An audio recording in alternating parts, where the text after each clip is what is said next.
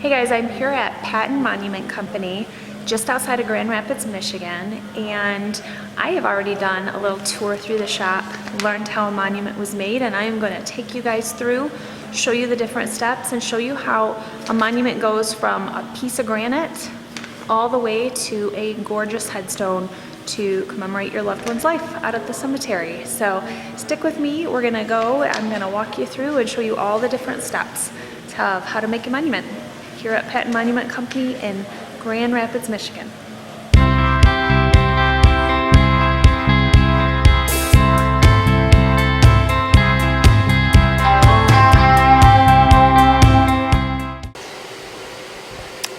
Alright, so the first step in the process, once your order is received in here to the shop, is it goes here to the layout department where they use computer software to lay out what your monument is going to look like. So they have to take all the components that they've been given, the text, the pictures, all the personalization, and they have to fit it on the monument piece that you have chosen that size.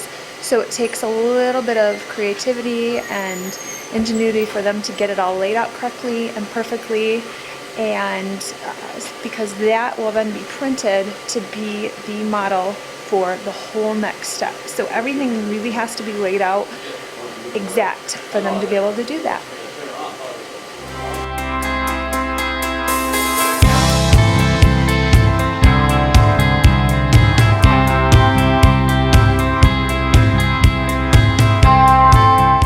So we're out here on the shop floor. Some of it may get a little hard to hear, so I'll try and speak up. But this behind me is all the granite when it comes in for the quarry. So it comes from quarried spaces, and it comes cut, and the colors that they have ordered. So they essentially are getting in the stock for the orders that they already have. And they process about 7,000 orders through this facility every year for people that have ordered headstones for their loved ones. Okay, so this is the first stage. Once the proof and once that layout is all done and printed off, it's brought out here to this section. Yeah, it's turned around here. So they take the piece of granite, and that printout is done on this rubber sheet.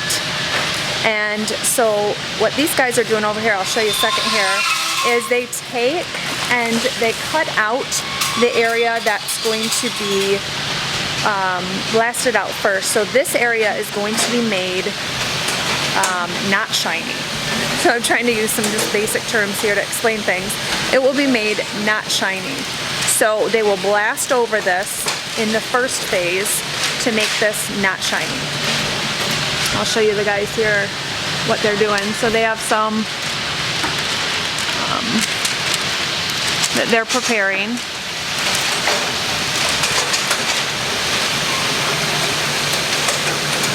And I love this whole conveyor system they have going, and they swing, and so you can move through and walk through easily. But they have several here. Get over to them that are ready to go in to be blasted out. Alright, so we're in that room I was talking about where we bring the monuments in that they're going to do the first blasting on them to etch out the exposed part. So this first room essentially takes the sheen off in that first little layer of the granite. If you look on the floor, this looks like pixie dust, I feel like is what it is. I don't know if you guys can see how shiny and glittery it is, but it's like pixie dust on the floor. So after this stage, then we go into phase 2 over here. So this room has no monuments in it, but they will open these doors, and they will roll them in on here, and then the second blast happens, which actually cuts in just a little bit into the granite. So in this room, what is used you guys can see this. It's little steel beads. It's just little balls. So it's really kind of a cool thing. So the ground is pretty, the ground is actually pretty slippery in here because of these little gritty beads. But it's kind of a really cool use of that material to use on the granite, and I had no idea that's how it was done. So I'm learning just as you guys are as we go through.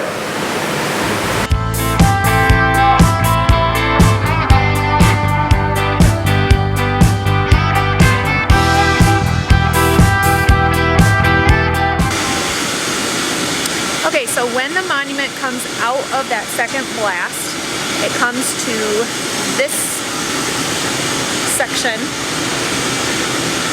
And what they are doing here, they take the area, so like on this headstone, this angel was originally left out and it was blasted behind it. So now what they're doing is putting those pieces back in, and then they're going to take out everything that will get the deep sandblast, like the letters and the numbers, so the deeper etching. So they have to put all that rubber material back into it and then do all the intricate work of cutting out all the letters and all the numbers and all of the borders to the name and on each of the pictures. So like on this angel, I don't know if you can see all the detail work that she is going to be having to cut out. But like, let's say on this cardinal, it's already been cut out in detail. So each of those yellow lines actually will blast through to the granite and will have a deep engraving on it. Same with this cat.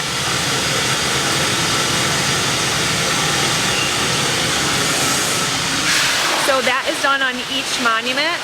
So it is a lot of little detail work that is having to be done. I'm going to show you one more here that they're working on.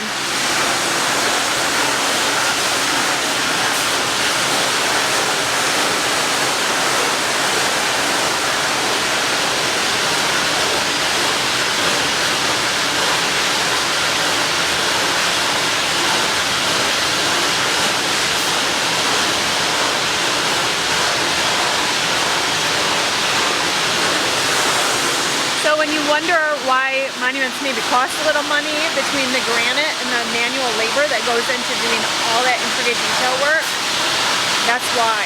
This is an amazing process so far. Okay, over my shoulder there's two blue rooms. That is where the main sandblasting happens, to etch out your lettering and your numbers and all the main things that happen. It's way too loud over there for me to go over there and speak, but that is what is happening there in these two units. So to try and get a little video, it's really hard because the rooms that it happens in are super dusty. You can't go in them, obviously, because of all the material that's being blown off and in the air. It's toxic, so you don't want to do that. But that's where, I don't know, the magic's happening, as some would say. So these monuments right here, I'll show you part of one, are done with the process of the main sandblasting, and so this rubber is still on it, but it's now discolored because it's been blown on by all that other stuff. But you can see that it's now etched out and is deeper in these little holes. It's really cool that that's happened. So this next stage is where they put the black into what has been sandblasted out so that it pops, so that from across the cemetery, you know, you can read the headstones, you can read the names, you can read what's going on. Let me just show you what these look like. So everything just looks pretty dark, but if you get in on the, there we go. You can see that they've sprayed over the black, but they've also sprayed over the rubber. So then once this rubber is removed, you're going to be able to see all that detail work on this.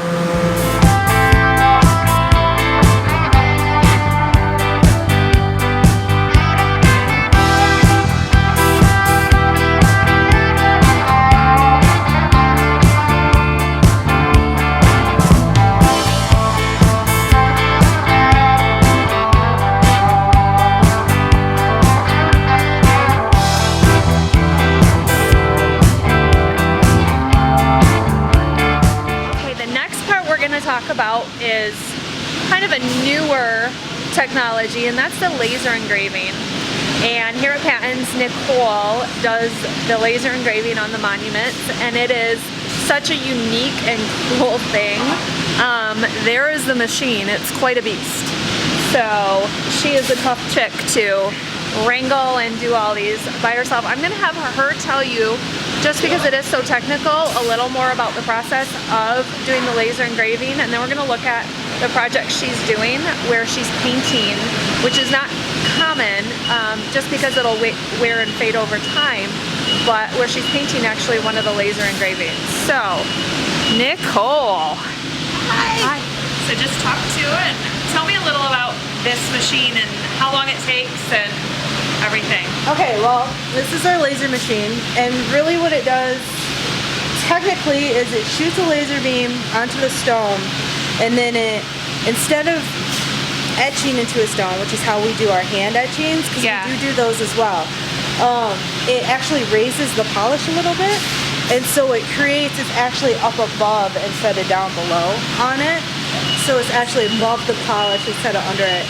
And then with the laser, what it does is, from Photoshop, we'll create a BMP file, which will be, it's all dots. It's a dotted system. And then we run it through our engraver program, and then run it through the computer, and put it up here, and line it up how we need it. Everything's got to be level. There's only like a certain distance that it can be away. And put it in focus and everything, and we hit start. And then what the laser will do is line by millimeter line, just little bitty lines all the way across. It'll go across the stone. And a little portrait, like maybe 5x7 portrait, that can take 15 minutes or so. And so sometimes you'll be setting up a stone for half an hour for it just to run for 10 minutes. And then a big full scene, that usually takes anywhere from an hour to 3, depending on the size of the stone. Wow. Yeah. So like this stone she's working on, don't uncover it all the way. Oh, here, we'll just leave some of it covered. How long did this one take? For lasering, this one I want to say took at least 2, and it might have taken 3. Okay. It did take quite some time to do this one. This one. And then this one, do you have the picture of kind of what the scene is going to look like? Yeah, so it's going to be there's like a bear. I don't know if you can see. There's a bear and everything on it. And so Nicole is actually painting this whole thing to add color to it, which, as I said, it will fade over time, but for the years that it looks amazing, it will look unbelievably amazing. But so she has started the color detail on this. And it will take her several days just to do this work. Yes. She's already done the other side, and I will add pictures of that to this so you guys can see what the other side looks like. How talented am I right now that maybe we can I got this to maybe help. Oh, there we go. Ooh, look how pretty that is. That helps too. Hummingbird and everything. So she's already etched and painted that. Is that not amazing? So cool. And then there's one over there. I don't know if you can get that one. Yeah, so don't get motion sickness on me, guys. It's so beautiful. It makes it very 3D and stands just right out at you. It's quite amazing. So there's so many things now that you can do to personalize and make it even more of an art piece out at the cemetery. And that's, I was asking Nicole earlier, and that's why I had to come back and talk to her. Because I was asking her, she has a degree from Kendall College of Design? Is that Art and Design, yeah. Art and Design. Yeah. So did you ever know if you went to school to be a graphic artist or something that you could end up at a monument company? Who knew? So I asked her how she kind of ended up here, and she was telling me that her family has always grown up around cemeteries and going to cemeteries because it's free artwork. Free art galleries. Yeah, that's how I look at that. Which is amazing and awesome. Like I love walking around cemeteries just because of the history and everything, but to hear somebody who's not from the business that actually likes to do that is pretty cool. We grew up doing that. We walk them. I mean, my brother's got kids who he takes to cemeteries now, and they're 6 years old, and they love it. And it takes the fear out of it, I think, and the stigma of the cemetery out of it. Yeah. Is there any cemetery monuments that you remember from when you were young that were just insanely awesome, or? There's been a few that. I remember this one time we were in Virginia on family vacation, and we actually just went to the cemetery that was an old cemetery, and there were a couple of monuments that were just hundreds of years old, and to just see them standing and looking still beautiful, it just blows your mind when you think about stuff like that. So how long they've been there and the history there. That's it's still awesome. Telling the family story a little bit, and yeah, they're gorgeous. That's so cool. So knowing you're creating something that in 200 years is going to be out there for someone, like how does that make you feel? Like, it's kind of humbling, really, and it makes you feel special, but you just don't realize how many lives you can touch just by doing one little thing. You know, you don't realize how far out it could reach. Yeah. And it's kind of funny that you mentioned that, because before I came here, I was actually looking into being a tattoo artist. Okay. And ended up doing this instead. And what I liked about tattoo art is that it was something that was long lasting. But then you think about it, it's really, well, it's only as long lasting as the person, whereas this work is something that's lasting for almost forever unless something happens to it, you know? Yeah. So it's a completely different scale of just how many eyes could possibly see it as time goes on, and yeah, it's very, very cool to think about, that's for sure. It's awesome. I love this chick. Like, I love her mentality that in the back corner of a factory, because we're in the back corner, she's like all by herself back here just working away painting, and she is making a masterpiece that will be on display for hundreds of years, and that is such a cool thing. It is really, really cool. Yeah. So, thank you. Thank you. All right, so now I'm walking between the rows of all the finished product. So these are all monuments right here that are waiting to go to get delivered to the cemeteries. They've got, 3 to, if Nicole had any hand in it, days more even, work into them to get them ready to head out, to be placed at cemeteries, to be eternal, representations of a life for somebody that was loved and cherished, and, that people wanted to reflect on. Which is why things are becoming more personalized. People are putting more into them. They're putting reflections of the person in them in terms of their hobbies, their interests, their family, the family names, pictures of them, all sorts of things to get more personalized, just as we're seeing in every area, I think, of the funeral industry.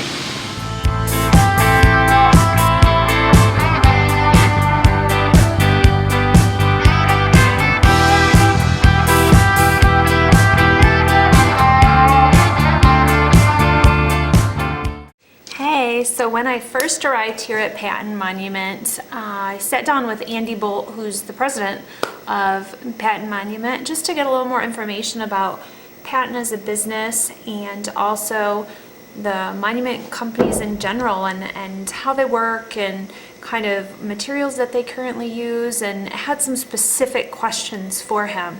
So right now, Patten's works with about 250 funeral homes in Michigan and Indiana area.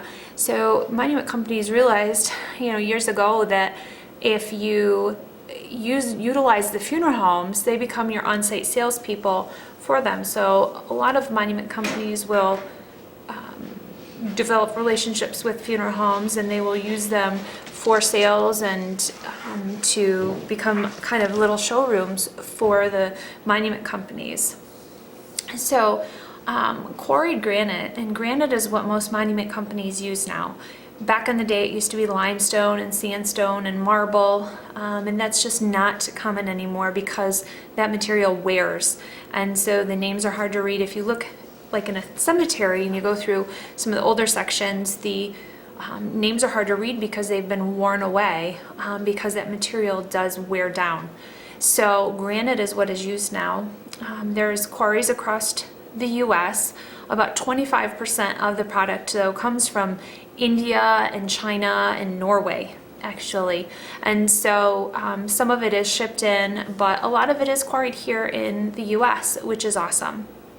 The switch to granite happened about in the 1900s, right around the turn of the last turn of the century. And so you see that shift out at the cemeteries. And I asked Andy about, you know, when you see those old monuments that have been broken in half or chipped or broken, if they can actually be repaired. And he said sometimes they can. They can create an epoxy of new materials to the old and try and repair them, but it's really hard to do. So some of those just have to actually be replaced if they're not able to repair them, or just be left as is over time. So we also talked about, I asked him about veteran stones and, you know, where those come from, because veterans entitled to a no-cost headstone, and those are all ordered through the government, and the government has contracts out with some large manufacturers, you know, for granite ones and bronze ones, and there is one marble one that's still available, which is the white upright marble stone. And so those are, you know, right through the government, you get those. But your monument companies can do a match. So if the military member gets one for no cost, then the spouse is going to maybe want one that matches as well. And so they'll do a match to it, you know, same color, same size, same everything, for out at the cemetery. So they can do that matching up. I had also had the question asked about what to clean headstones with. I had heard a long time ago that if you used shave cream, like old school Barbasol shave cream, put it all on the headstone, let it sit, then scrub it off, it would clean it right up. I've never tried this. It may be just an old wives' tale. So maybe what do you guys use? You know, maybe what's your tricks to clean a headstone? So I asked Andy what they recommend, and he said just a basic Clorox with bleach additive mixture, and go out and scrub it with a nylon scrub brush and just wash that off, and it'll clean it right up. So pretty simple, actually. Not Barbasol by any means. I know people, my grandpa used to go out and power wash. He would, you know, they would go out with a power washer to clean off headstones and to care for the cemeteries. But as we're changing and as the trends are moving, it's moving away from people actually taking care of cemeteries. You know, there's companies started now that are cemetery caretakers, where you pay them a fee and they will go out, you know, 2-3 times a year, and they will make sure that the grave space has flowers and the headstone is cleaned off and everything's cared for, but the family doesn't want to really go out there, or they're not around because they live in a different location. So there are companies now that are doing that you can pay to perpetually care for your loved one's grave space. But that used to be something that generations did back in the day, is they cared for. It's just what you did. Memorial Day, you went out to all your ancestors that were within an area, and you put flowers and you cleaned the grave. And I remember going once or twice with my grandpa to go do that, and he would just fill the back of the car with flowers, you know, like begonias or whatever, marigolds, and we would go around and plant just a couple at every grave and just make sure it was cleaned up. And it was always kind of a really cool thing to see him honoring the generations before by doing that. So Andy and I also talked about how cremation might be affecting a monument company, because it's definitely going to be something that changes over time.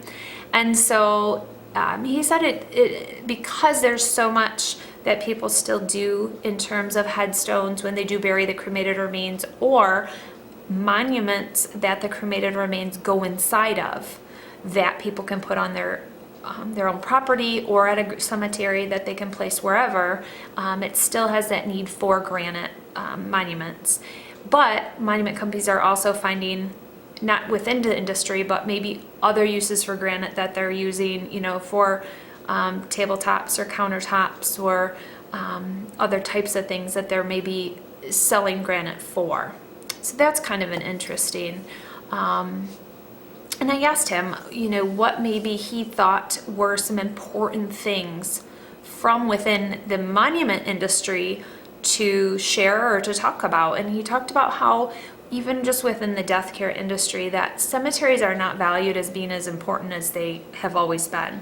And that if the cemetery is valued, then it helps the death care industry across the board because everybody's connected to that cemetery. And so it goes back to the burial, and it goes back to having a place to go to. And I'm sure some people would say that, oh, it's just trying to create more income for all these businesses. But at the end of the day, what we found also is having that place to go to is really important, whether it's at a cemetery or whether it's somewhere. So it's also good for the families and for people who have had the loss to have that place to go to, whether it is the cemetery or not. Of course, people within the cemetery business want you to use cemeteries. That would be bad business if they didn't. But it does kind of have a turning and a circular connection there between all of it. But personalization is huge, as I was talking about. You know, you can do any kind of personalizing on a stone now, where you can work right with the creators. And Nicole was telling me a story of a family that came in, and she was doing the design work actually on the computers with the family, and she followed that stone through all the way and was able to have such a hand-on approach and connect with the family. And she said that's really one of the best things for her, just because she gets to see what she is doing has such purpose and has such importance in somebody's life, that they're not just creating a headstone. It's not just a product. This is a representation of a loved one and of a life and of more than just stone. You know, it's a flesh and blood and tears and joy and sadness and all of it kind of wrapped into one. So that was kind of cool to hear from her as well, that really matters to her, is connecting with the customer when you don't always get to. So I talked to Andy. One question I asked him too, within any industry, I think there's stuff that's sold that's not always, you don't always get the best value out of, or that might just be too much of an extra. So I asked him, I said, if there's one thing you would recommend that people maybe spend money in a different area or opt not to do, and he said, the one thing I think people really need to think before they order is the vase on a headstone. I think it's nice to think, oh, I'm going to put a vase on the headstone so that way I can put flowers in when I go out there. However, if you're not out there routinely to put flowers in that vase, it gets filled with dirt, and it gets filled with grass, and it gets filled with leaves, and it just looks like a headstone with an empty vase often if you're not using it. So that's one of those things that maybe just plant some flowers, or just, you know, bring a temporary vase when you go out there, rather than maybe spend the money in that vase. There's people who are going to find value in them and who are going to use them a lot, but that it may be one of those things that, you know, like building a new house, you think, oh my gosh, I have to have that added feature, but you don't actually use that added feature, and over time it's too much. It's not something you actually need. So it's kind of like with the vase, you know, think about if you're actually going to use it and how often, if it's really necessary to have that. So that was kind of his words of wisdom that he was sharing about the headstones.